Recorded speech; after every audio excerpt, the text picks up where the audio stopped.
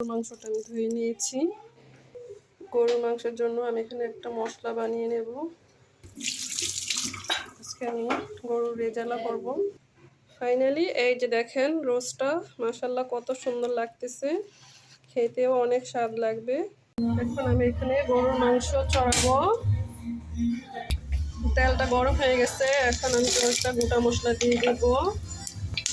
2 cup পরিমাণ পেঁয়াজ।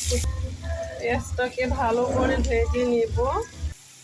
পেঁয়াজটা ভাজা হয়ে গেছে, এখন আমি মাখানো মশলাটা ঢেলে কষিয়ে নেব। আমার মশলাটা কষানো হয়ে গেছে, এখন আমি এতে মাংসগুলো ঢেলে দেবো।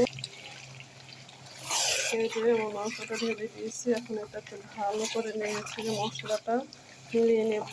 তারপরে ভালোভাবে মাংসটা কষিয়ে নেব। এখানে প্রায় 7 কেজি মাংস আছে, গরুর মাংস।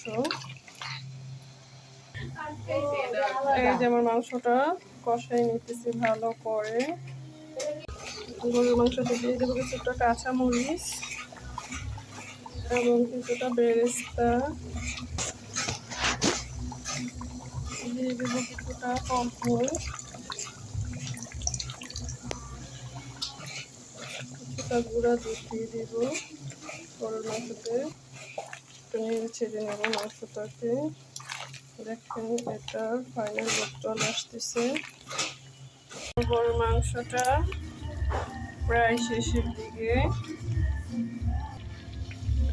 দিয়ে দিলাম কিছুটা ঘি।